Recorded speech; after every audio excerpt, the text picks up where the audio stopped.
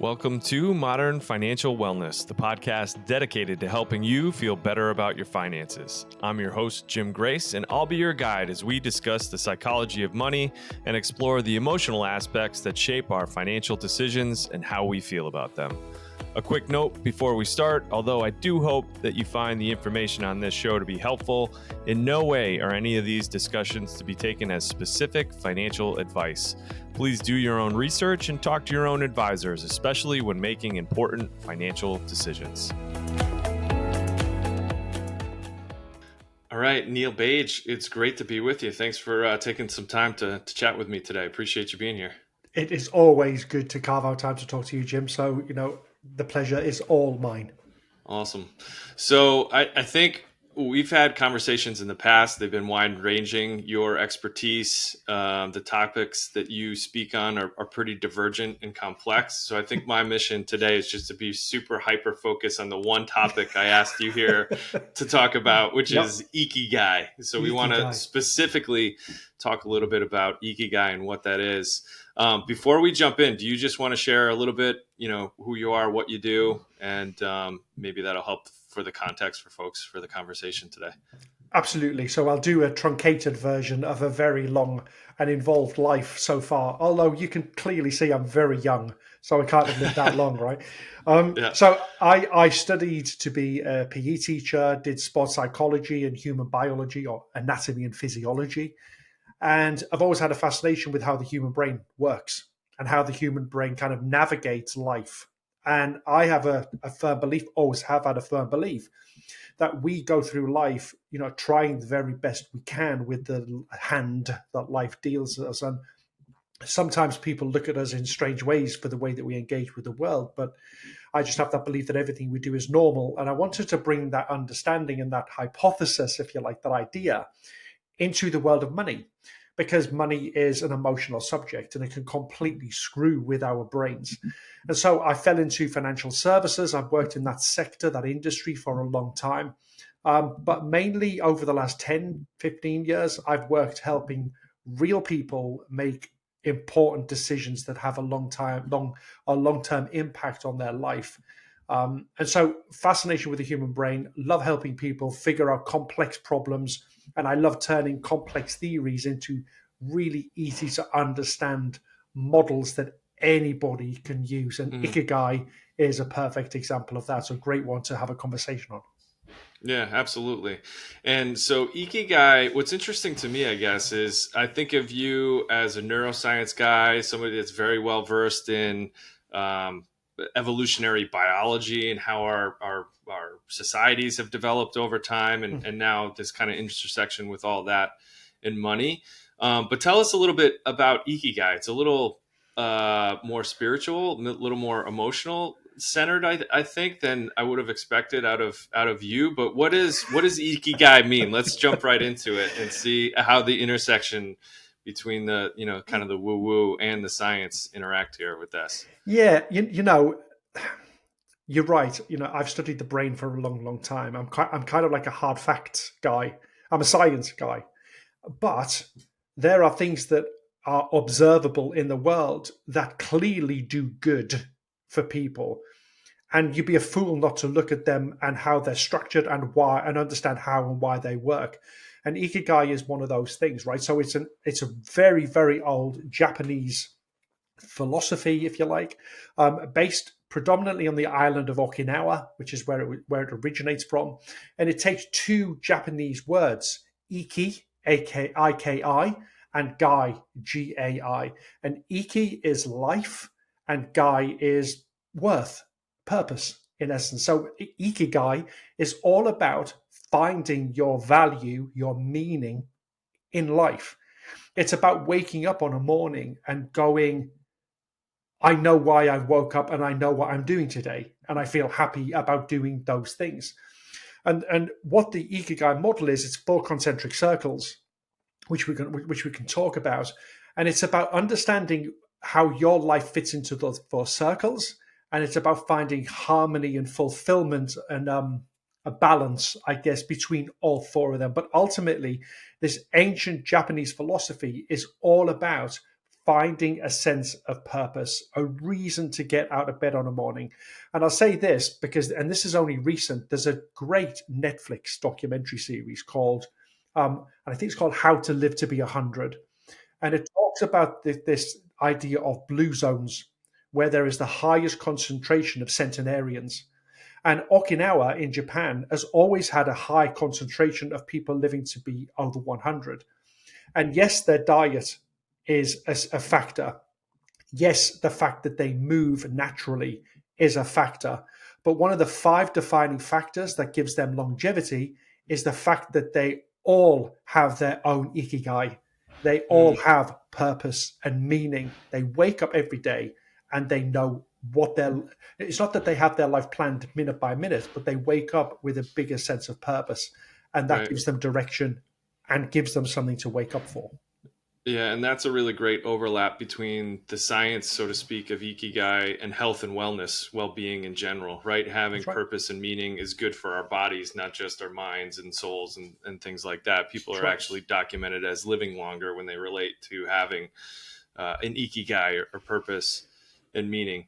That's right. Um, when you so I guess to back up and kind of share why I reached out to you for folks, I was taking another course in fulfillment and self-actualization, and Ikigai came up. So I feel like the concept is popping up now in different places where I'm looking, and admittedly I'm looking at a lot of well-being and wellness. That's kind of the point of the podcast and the blog and everything, is to kind of search for answers in those spaces. So maybe I'm looking in those corners, but it feels to me that it's a very ripe time to be talking about purpose and meaning and how we find it, right? How do we fill up our lives with meaningful things? Yeah. And it was interesting to me, and why I reached out is because the work that you do with the neuroscience, affinity for neuroscience and everything else, and combining that with financial services and financial advising, it's really cool to kind of see a concept like this be presented in a financial services space, Yeah. right? And people talking about wealth and well-being as That's far as right. that goes. That's right, Jim. But then you've got to, if you think about the fundamental reason for why we end up talking to a financial advisor or a financial planner in the first place, it's to seek help and wisdom and guidance about wanting help to fulfill a life of purpose and meaning. Money's a Hmm. vehicle, right? We all, you go speak to someone and say, "I've got this money and I need you to do X, Y, Z," and and the question is, okay, but why? Why do you want to do? And what you do is you eventually get to the reason. I want to do these things in the future. This is the life that I can imagine that I want to have. All of those things. So actually, we're talking about purpose and meaning all the time. Sometimes we lose track of that. Everything that we do is about purpose and meaning. We just tend to forget that that's what we're talking about. And the other thing with kind of Ikigai, why I like it so much, is it tells us that your purpose in life, your meaning, doesn't have to be this big, grand, audacious thing. It can be the tiniest thing, but that tiny thing has such a deep sense of meaning to you and purpose to you that it gets you out of bed on a morning. It makes you happy to be alive. It could be as simple for me as having a barbecue on the beach with my wife and my dog, right? For other people, that means nothing. To me, it means a great deal. There's a whole bunch of things going on there for me. And if Sandy, my wife, said to me, "Shall we go to the beach and have a barbecue?" I would jump at the chance to do that because it gives me meaning, it gives me Hmm. purpose, and it gives me a deep sense of contentment. Right, right. So I think we're diving a little deeper. Can we explain the four quadrants, kind of the four concepts that make up Ikigai a little bit deeper? Can you Yeah, help us understand it a little more fully? absolutely. So there are four fundamental elements to Ikigai, if you like. So, imagine four circles overlapping, and the first one is trying to figure out what you love. And these are the words that I used in Ikigai: what you love. And the reason why we talk about what you love is it's actually all about passion. It's that thing that gets you up out of bed on a morning, and that could be a task, it could be a job, it could be a hobby, whatever it is. It's just something that you tend to do and you lose track of time, which is what psychologists would call a state of flow.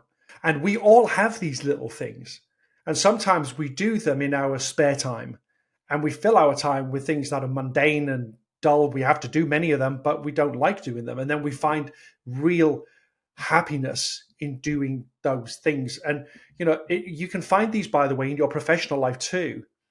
For me, when I video edit for my job, I lose track of time so quickly because I'm in the zone. I love doing it. I have a passion for it. So the first circle, if you like, in Ikigai is looking at what you love. The second circle is exploring what the world needs. And this takes you out of yourself and looks at the bigger picture. We are all part of this planet. We are all inhabitants of the same place, if you like. Yes, we have our cultural differences, but we're all on the same sphere, moving around the galaxy. And so stepping out of ourselves for a second and looking at what the world needs and how we can contribute to that actually gives us it does give us purpose, but it also gives us a mission. It gives us something to aim for, something high, and that might be something to do with the environment. It might be to do with other concerns or challenges that the world generally is facing, and you looking at the world and going, okay, what does the world need, and how can I play my part in that? And again, right, it's not like this big audacious thing. It's about how can I make an impact in this big thing that the world Right. needs. Yeah. Yeah. And I like that you keep coming back to that point, because I think when we start to get into purpose and meaning, it feels too big and abstract sometimes. It's like, gosh, that's the Pandora's box that I'm not going to touch. But I think it's worthwhile to say we can start small with these concepts, and we don't need to know the answer at the beginning of the journey. 100%. Absolutely. Right. I say to people all the time, and it's, the company I work for, Shaping Wealth, we say this all the time. It's all about just moving the needle 1 degree. Mm-hmm. It's a fractional change, but ultimately it will change the destination. Mm-hmm. So it's not about big change. It's about small changes all the time that compound to Mm-hmm. to help you become a better version of yourself. Absolutely, Jim. You mentioned what the world needs. I think you used the word contribution, right? Mm. Contribution leads to contentment, right? Mm-hmm. Making a contribution to something, someone, in any small way, is scientifically, known to improve how we feel, how our happiness levels we That's would right. report, what our contentment is, That's right? right. That's right. And Yeah. Yeah. there is a whole neuroscience masterclass there about what's going on in the brain when we give and we contribute to something bigger than ourselves, because Mm-hmm. it makes other people feel good, but it makes us feel good too. Right. And it shouldn't be overlooked. It's a really powerful part of life generally, which is why it's one of the four concentric circles in Ikigai, because Right. it's such an Right. important part of who we are. And to just click back in one more time, that's why I was interested in talking with you, because again, it's been backed by science that making these contributions improves our happiness, right? So That's this right. is not just a ancient Japanese proverb that hasn't been looked at and studied in a modern way. Yeah, that's right. It's a really interesting overlap. That's So, right. That's right. um, So the third circle of the four is what you are good at. In other words, your vocation. And this could be things like your abilities, your talents, and that links nicely to the first thing, by the way, which is what you're passionate about. But sometimes there's a disconnect. mhm, You are good at something, but you haven't got the time and capacity to do it, and therefore you haven't really had the time to figure out that you love that thing. So it's mhm, only when we start doing things and we start engaging with the world that we do things that we think, oh, I'm good at this, and actually, do you know what, I enjoy it. you mhm, know and don't get me wrong, there is a converse, right? There's to use a completely different you know Eastern philosophy here. There is a yin and a yang, right? Just right, because you're good at something doesn't mean that you enjoy doing it. mhm, You find this in the work environment all the time. You may be amazing at inputting numbers, but it just bores you senseless. yeah, you know yeah. And I think of that example that people describe, well, because I'm good at it, my boss keeps giving me more of it, but in fact, I hate it, right? there And you go. so it's like, well, we'll give it to Jim or Neil because they like doing spreadsheets, and deep down, we might be good at it and get it done quickly and efficiently, but it's really just not something that really fills your cup. That's exactly right. And the reason why this is an important circle is because this is all about a sense of mastery. It's about me becoming a master over something, being good at that thing. And that's really good for your self esteem. Knowing that you can do a good job in something it just boosts your self esteem, and the whole bunch of neurochemicals get released that just make you feel good and make you Hmm. feel content again. And so that's what the third of the four, and the final one, um, which actually has a quite a Western influence to a degree, is what you can be paid for. So actually trying to go through life and figuring out the economic value of your skills and your talents, and how Hmm. you can do those things and be financially rewarded for them. And that's important, of course, because it gives us financial stability. It, Hmm. it, it allows us to go through life and free up the time we need to do the things we love. Right. And Right. so you start to see how all of these four circles really do just kind of link into each other. And at the heart of all of these four circles, when you figure them out, Hmm. is your Ikigai. Right. And what you can get paid for brings me back to a comment you made as we opened up, which is money and finance touches everything in our lives, whether we like it or not, right? Love it or hate it, it's the world that we live in. Yep, So, regardless of how altruistic our purposes are and our missions in life and the work that we're doing, we still need to live a somewhat healthy financial life, that's right. and get paid and make a living and do some adult things and earn a living for our craft, right? That's right. To be able to facilitate everything else. So, it's a really critical part of the example as a whole. It's a massive part of it, Jim. Because like to use my example, if I want to take time out and go and sit on a beach and barbecue and have a glass of wine and sit and watch the sunset with my wife and my dog, and I want to do that more and more and more, then that takes up time. And I need the financial ability to take that time, knowing that my bills are being paid, that as from a financial perspective, the mortgage is paid, the gas and electricity, the utilities are paid, all of the things are sorted. Otherwise, I would have to work and earn money to pay the bills. So knowing that I have a level of financial stability that allows me to sit back and go, actually, I don't need to work all the time. I can now take this time off and I can do these things that I love, that bring me contentment. So, you said it beautifully. You can't escape the fact that the world we live in, you know, money is a constant factor in it. Hmm. And actually, what we should be doing is embracing that fact and running Right. with it instead of trying to fight it, because Right. we can't. Yeah. Yeah. So it's all together those four concepts. The center of that those circles being our ikigai, right? Our Correct. purpose, our meaning, kind of where we're perfectly aligned. I guess it's not always going to be a perfect overlap of those things, right? Nope. And so I think about my own journey, and I feel like I've found some ikigai recently, but I don't know that I was working towards it intentionally at all. I just kind of arrived at a point where I'm getting paid to do something that I really love, that I think I'm decent at, and that I can help people along the way. And that's been a convergence of a lot of mistakes that I've made in my career, or more so kind of moving away from how I was doing business earlier in my career, and where I was, and where the industry was. I feel Hmm. like the industry has kind of caught up to where we're at right now, and moving forward and helping people. So, in thinking about that, do you have any thoughts or comments for folks that might listen to that and say, well, that's all well and good, but where do I go from here, and how do I apply that to my own life when I need this job and I don't really love it? Or, what are some of the other circumstances that people might be faced with? Life is full of paradox, right? It really is, and we Hmm. need to one accept that that is a truth. Example at a high level, right?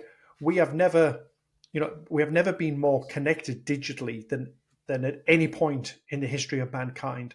You and I are doing this, we're in two completely different continents, and yet we're having a real time conversation. So we can connect with each other really easily. And yet the reality is, the paradox is, we've never felt more disconnected. Loneliness is on the rise, isolation is on the rise, all of those things. And yet, so life is full of these paradoxes, and Ikigai doesn't get us away from that. There can be something that you are passionate about that may be in conflict with what the world needs. and you kind of go, well, what do I do? Do I give in and not be happy because the world needs this thing? And I'm trying to rack my brain live of an example of that. But if you look at if you start to fill in ikigai, if you start to fill in the circles, it won't take you long before you run into kind of like a conflict, and that's what it's about. That's what it's all about. It's about trying to get this out of your head and put it into a formula that you can look at and you can do something about. And that doesn't mean being dramatic or drastic and taking big sweeping actions to eliminate things from your life. It's about recognizing that there's a conflict and that you need to do something about it. You need to put, square peg round hole. You need to figure out what you're going to do with that. And I can't give, and no one can give anybody advice on that, because that's about you and your life. That's about who you want to be. It requires a deep sense of self awareness.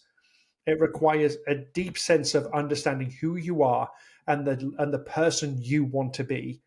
And sometimes that involves making incredibly difficult decisions. Your point, I've got a job I don't like, and it's preventing me from doing all of these things that I do that I love. Well, that conversation maybe needs to be one with you and your partner and your family, that says, I hate my job and it's making me miserable and I can't do the things I love. And it may require you taking less money, less salary, you know, a job a bit further away from home or closer to home, whatever it is. We are all the masters of our own destiny. And unless we take control of that destiny, nobody else is. So sometimes with Ikigai, if you want to find your purpose and you want to find your meaning, it involves having to make some tough, tough decisions. But if ultimately what you want is happiness, contentment, fulfillment, and purpose, then they are the decisions that you need to make. Right, right. Along those lines, I feel like as I was thinking about this conversation and thinking about Ikigai more, it feels like it might be worthwhile to kind of couple it with this movement, if you want to call it that anymore, of financial independence. I'm sure you're familiar with Mm, the FIRE movement. And to me, it got really out of hand and got co opted by people who just wanted to quit their job and not contribute. that's right. But if we back up and think about the idea of financial independence and potentially retiring early to move on to something that you're passionate about and purposeful about, to me, it's a more healthy mental model or context or framework to Mm, kind of work towards what do I need financially and what are the things that I should be doing, right? Rather than just saying, hey, I need to save and invest a bunch of money so I can quit my job. This is, to me, it's more practical, it's more useful, it's a healthier way to arrive at, again, what do I really need to make? What do I need to save? What are the things that I want to be spending my time on? And how can I maybe combine those things? And then another thing that just popped in my head as you were chatting is this idea of our connectivity. mhm. It feels like it's with the advent of technology and artificial intelligence and remote work, right? Is in this post-COVID world that we now live in, it feels like it's actually a really good opportunity to have this conversation or to be on this journey and be, going through this period of exploration, because it might not feel like it, but I think there are more opportunities now with the way the world works to align yourself with the things that are important to you now, maybe more than ever. When you were restricted by location and geography, you had to go to work at that office because that's where you lived, Yeah. right? We live in a completely different world now that's kind of opening up the doors for more opportunities for you to explore the things that are going to make you happy. There's two things here. I've just written them down. Let me go back to the first one. This idea that we save money and we work hard, save money, leave so that we can do whatever we want to do, right? Without any real thought other than I've accrued a vast amount of money. I can now just leave work. There's a challenge we have here, Jim, in that there's a there's a difference between being rich and being wealthy. Hmm. Rich is the accumulation of more. Wealthy, and this is a phrase we use as shaping wealth, wealthy is the ability to underwrite a life that is meaningful to you. That's got nothing to do with the accumulation of more. There are people who Hmm. just want to accumulate, accumulate, accumulate. Oh, look at me. I've got 20 gazillion dollars. Look at me and my 20 mansions and my 9 Ferraris, all of those things. Fine. If that's their Ikigai, who am I to say anything about it, right? Hmm. But Hmm. actually, the wealthiest people I've ever met in my life aren't multimillionaires at all. They have financial security, don't get me wrong. But I Hmm. tell you what, they are amongst the most content people I've ever met in my life. They do charity work, they integrate with their community. Hmm. They are going to the village fete and taking part in everything. All of the things that you don't really need a vast amount of money Right. to do. So I would say to people listening to this, as part of Ikigai, you need to remember that there's a difference between being rich and being wealthy.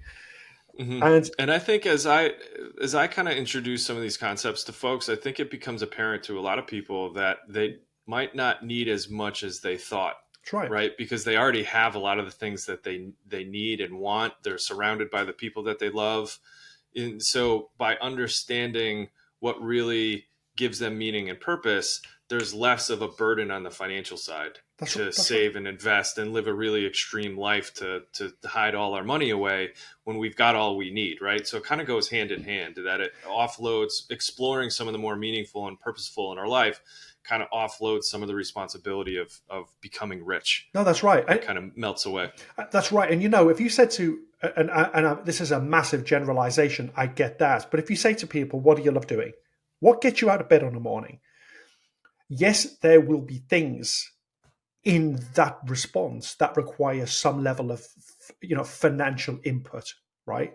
It might be, oh, I love traveling, right? Well, you can't do that really without money to a degree. Even if it's a car, you need gas in the car.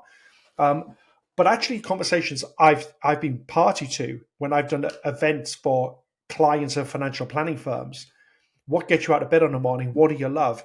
Being with the grandchildren, being with my family, walking, going just to the seaside, going for a walk in the country, having a barbecue.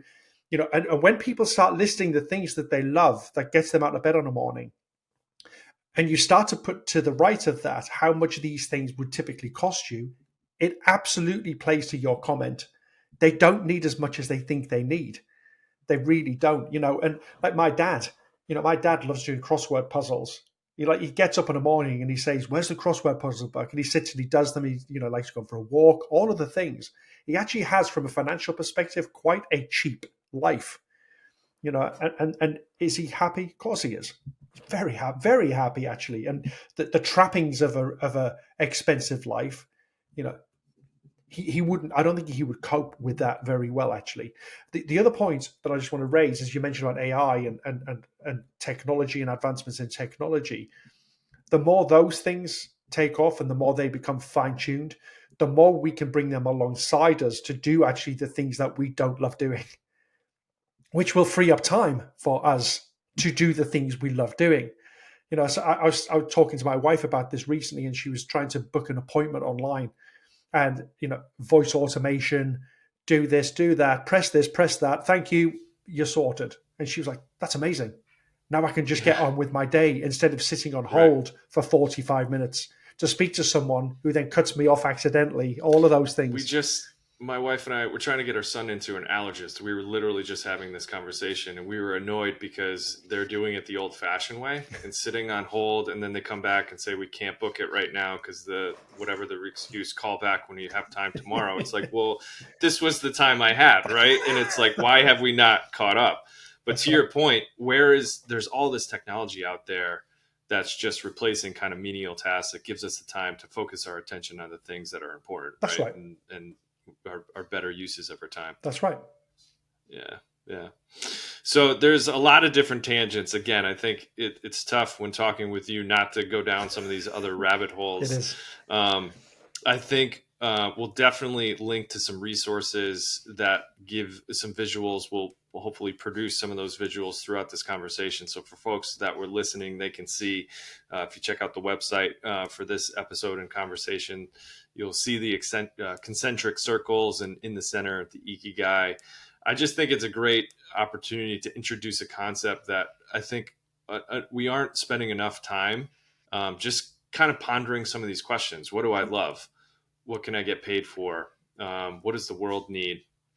Etc. That's right. And I just encourage people to check it out, to spend some time with those questions, and to start making some notes and seeing what observations there are to be had, what dots to connect, and try to encourage people to kind of go down this path of self exploration, because I think it's absolutely worthwhile, and there's this interesting overlap between this concept and trying to actually look for purpose and meaning and what it means to our financial lives, what it means to be wealthy.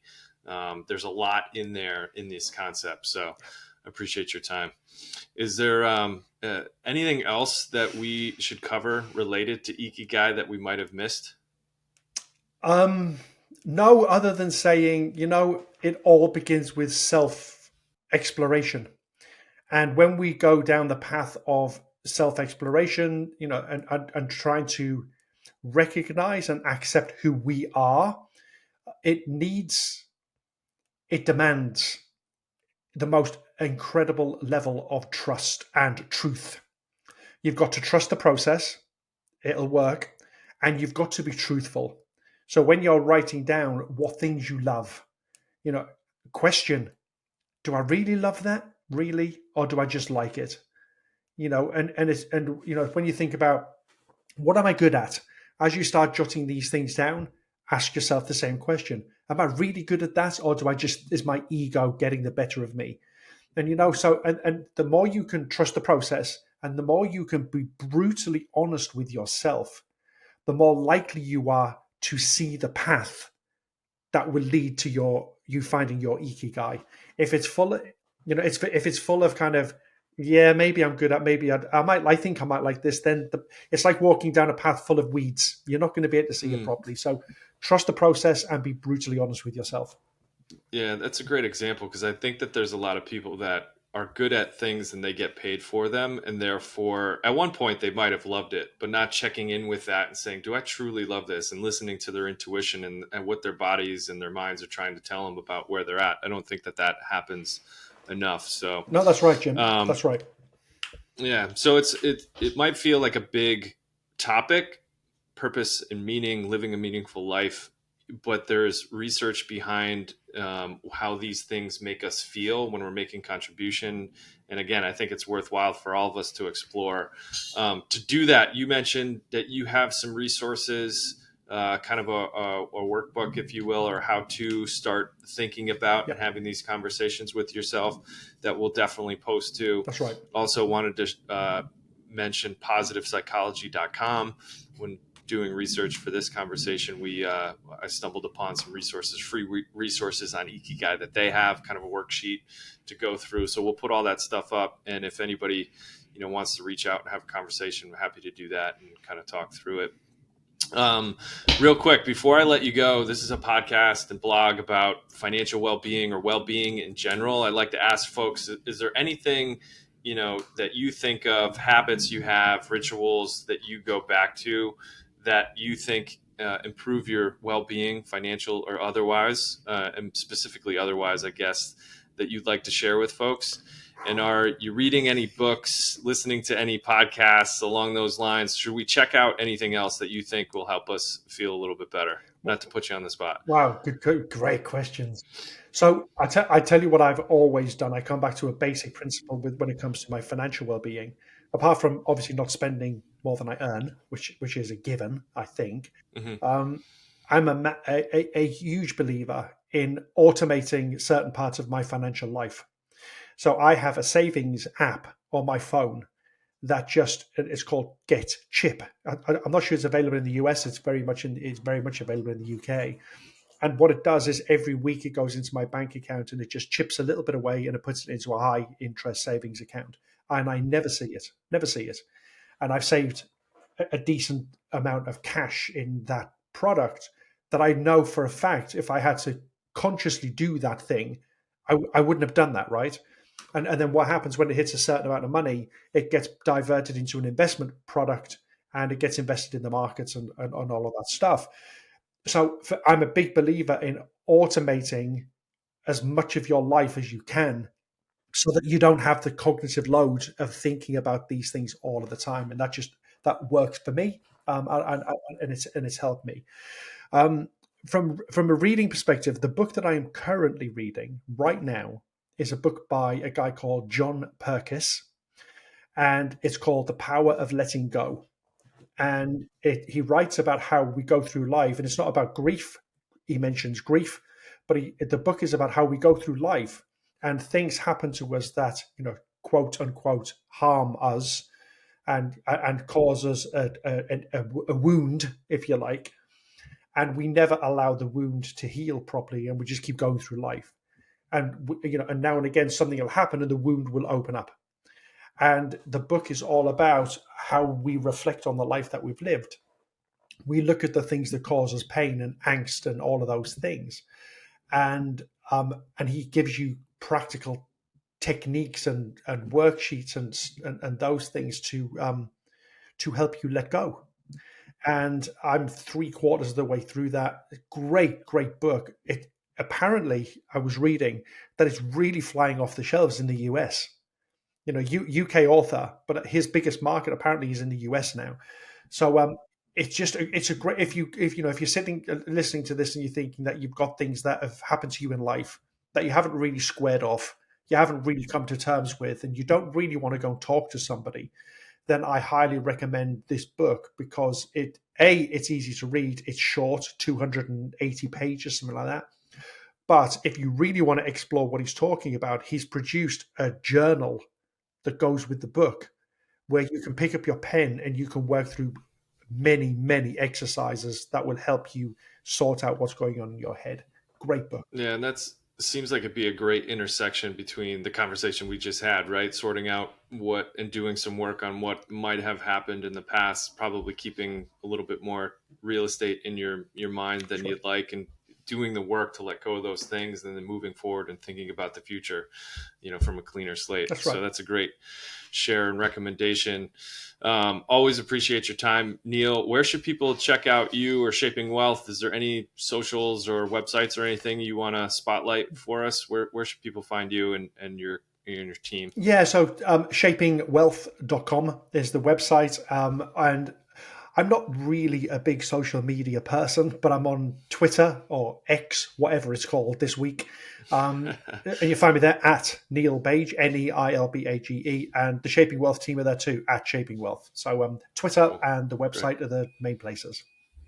Awesome. Well, thanks again, Neil. You're Appreciate you welcome. introducing the concept, coming on and exploring it a little further with me. And again, just reiterate to folks that if you are at all interested, to check us out at modernfinancialwellness.com. There'll be some links to the resources that Neil shared, and the book recommendations up there as well.